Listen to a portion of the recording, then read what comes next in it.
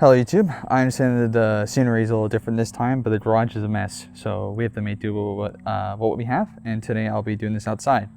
So this YouTube video is going to be a little different than the previous ones. Now I know the previous ones I've talked about gear reviews, but this is more of a gear talk, and I'm also going to release some videos called gear concepts in the future. Now to explain what these videos are, gear talk is where I talk about like where we are at in the gear world, what we have technology-wise, design-wise, because there's a lot of gear companies that are coming up. For example, L4 Concepts, whatever they used to be previously named, I think it was Green Force Gear. They're a lot more popular now. A lot of people are running them. There's a few other companies that people are starting to take notice to. So there's a lot of options on the market today.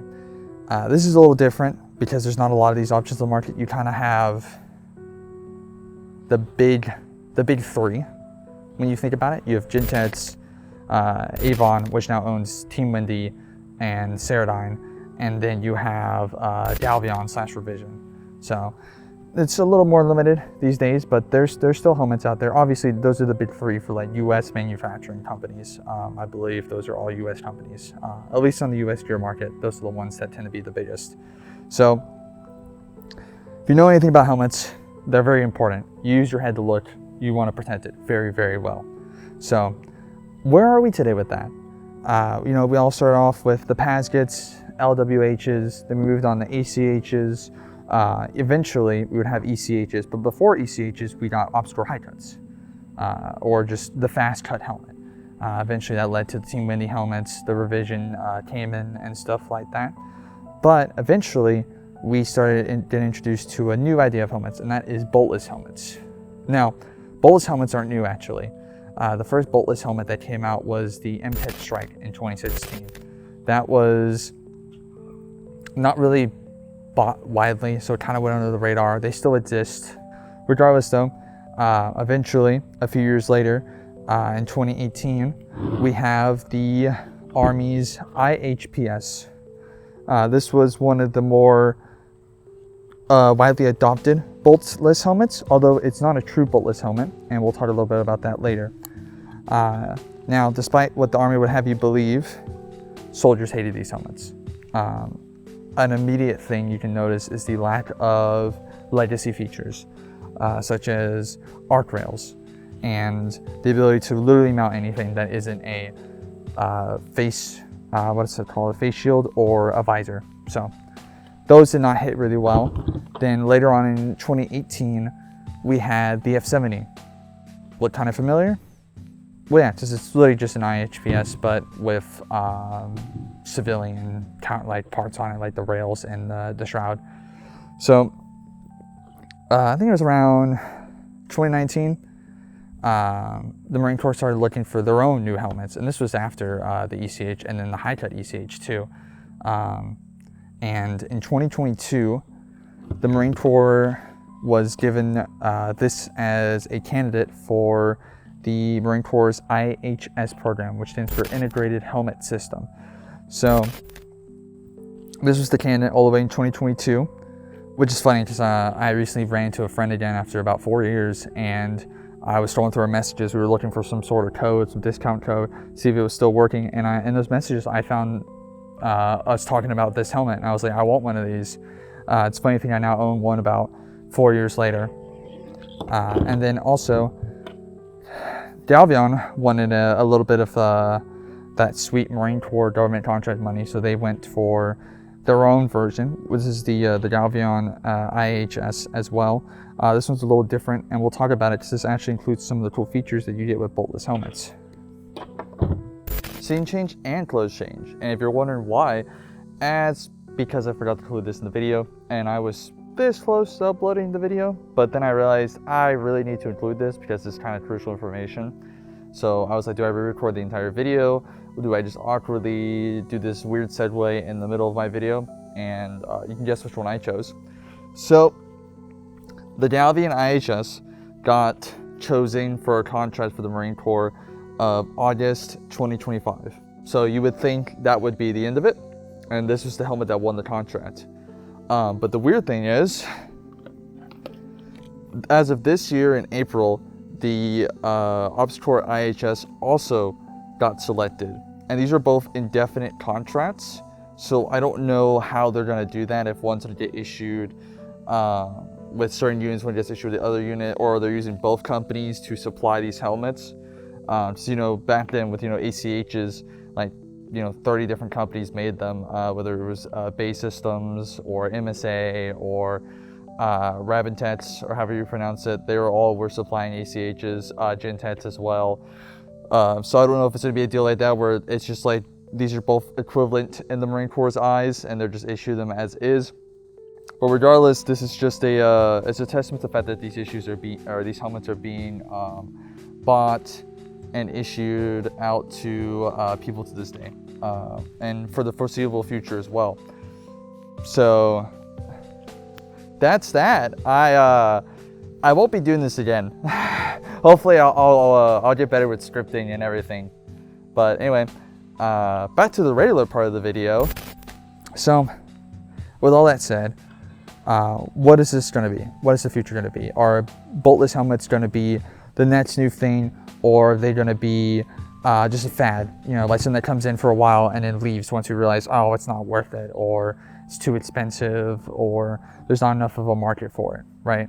There's already contracts out there, so we'll see if those contracts get renewed and if new helmets are adopted in the future that follow, you know, more boltless helmets, or they go back to bolted. So I think the concept is great. You get a lot of pros with boltless helmets. I think one of the biggest ones is the fact that your ballistic integrity. So obviously having a hole in your, like for example, if you have a plate and you have a hole in it, that's obviously a place where it's compromised. And that's the same thing with ballistic helmets like Obscures and all that. So having a boltless helmet is really a great option because you remove all that, those compromised places. And the way they do that is they have the mold extends past the shell. And I will have photos because I know that you're not really close to what I'm talking about, so it's kind of hard to see what I'm talking about. I can't be like, oh, look right here. So I'll have photos that will pop up that will show exactly what I'm talking about. So it allows it to screw into the helmet, but not screwing into the actual like ballistic part of it. That does come with a disadvantage though, the fact that those screws can fall out if they're not tightened all the way, because they're really, really tiny screws as opposed to the bigger screws that are in these helmets. And I lost one of the screws to this helmet, and that ties into another negative, and that's the growing pains. Now with this negative, it's a little different because it only applies for a short period of time. As with any technology, I'm sure, you know, when high cuts came out, there was no covers for them, for example, because they were new. And there's no way to buy replacement screws because these are new, and they're also issued to the government. So why would they care if they can sell replacement screws online, right? So these are some screws right here that I had found that are very close to the original screws. They're not perfect. I'll have a photo showing a comparison of the two, but after a spray paint, they do the job just fine. So something to think about if you lose your screws. Very, very important. Now, another design choice or advantage that gets to be had with these is specifically with this one. If you look closely at it, you'll notice that there are parts of it sticking out with screws. Now, these are not just for show. They actually exist because you can mount specific lights on it, which tie into a battery pack system, because these are integrated helmet systems. So that means they need to have a whole suite of a battery pack, rails, because Obscure's been doing their railing system. That was also proposed to the Marine Corps with the IHS helmet. So it's something that's neat. I think that's really cool having a whole integrated system. But the problem with that is that all your stuff, your lights, your night vision, it's all tied to one power source. So obviously if that power source breaks or it fails, because it's all connected to the helmet, I don't have it, for example, because it's really expensive, and I don't really have a point in having it because it doesn't, I'm not going to use it. I'm civilian, right? So if one of that breaks, then your entire system goes down. You lose all your lights and stuff like that. But luckily, obviously they still have rail mounts, so if needed, you always mount a backup light. One other downside of these is the growing pains, like I was talking about earlier, is that these do not have standard mounting points. Like I know with Obscures, you know, it mounts because the bolt goes through the shell. This one doesn't. So another thing is they've molded the shells to have these little snap brackets, which are very interesting. So when they break, you can't exactly replace them because there's no replacement parts online. You're gonna have to buy a new helmet, or you have to find someone who ripped their liner out. So luckily, with these though, they are becoming more widely available because this is very widely issued. As well, with these, they're not. Of course, it's that thing of growing pains. As time goes on, we will start to see more commercially available replacement parts or options for these helmets. Of course, the MTED Strike is already ahead of the game and they've been out there. So at least if you buy that helmet, you're going to get a boltless helmet that's going to have parts you can get replacements for, because you can contact the company because you bought it commercially. With these though, good luck. I had to contact Gentex trying to get bolts for this, and they couldn't sell me any, but they could tell me what the dimensions were, which is how I was able to find those bolts that I recommended earlier. So that's something to keep in mind. Now, the IHPS, this is not a true boltless helmet. This model isn't, at least, because right here, believe it or not, is a bolt that goes through the shell. Of course, in later revisions, they finally improved it to have 2 screws that hold the shroud, and it's called the NG IHPS, which stands for Next Generation Integrated Helmet Protection System, I believe. LON is in it. I can see if they're using acronyms. Regardless though, this is what the Army's using, and they're gonna have to get used to it, at least for mainline units. But luckily, like I mentioned earlier with these rails, Gentex has proposed a solution, and I'll show it on screen here, of a arc rail light system that could absolutely screw in or like connect into this. So that's really great. I think that's going to give a lot of legitimately needed warfighting material to a lot of soldiers, because going from an ACH where you can mount lights and everything else you need, right? You mainly just lights, so it's what I use it for. You don't get to do that with here unless you do the whole Velcro light thing, or you do the what's it called, the one, the Roros shroud. I probably butchered that, but the shroud that has the lights on it, you could do that. Those are alternatives, and that only applies to this model you can do it with, because the Nets model uses a proprietary mounting system for the shroud. So soldiers are kind of getting a little tough right now, but the Marine Corps is living it up with these new helmets, I'll tell you that much. The amount of comments I see whenever I see one of these helmets posted is, man, Marines are really eating good, and they really are with their helmets. But that's not to say it's pointless for the Army or hopeless for the Army, because Gentex also proposed a high-cut variant of the NG IHPS, but I guess the Army didn't like it. So with everything said, what do you guys think? Are these helmets going to be the future, or are they going to be a part of history where it's like, oh yeah, here's this cool experimental area where we tried boltless helmets and then eventually moved past it? I personally think that these are going to be the future. I think eventually we're going to have a bunch of boltless helmets, and we're going to have accessories for them, such as replacement screws, Gentex, and I think it's going to be a good time, especially because helmet technology is just advancing like crazy. This helmet here is rifle rated, and it's thick. It's really thick, but it's light. It really is light. It weighs the same amount as this. These are like very equally the same helmet. In fact, this feels heavier than this helmet. So I think that's really crazy.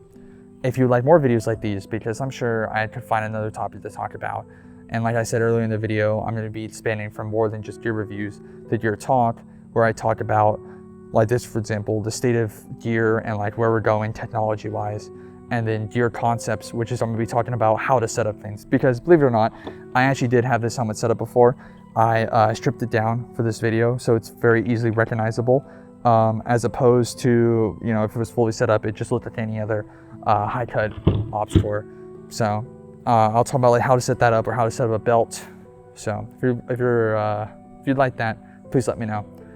Regardless though, thank you for your time. I hope this video was slightly informative to a degree.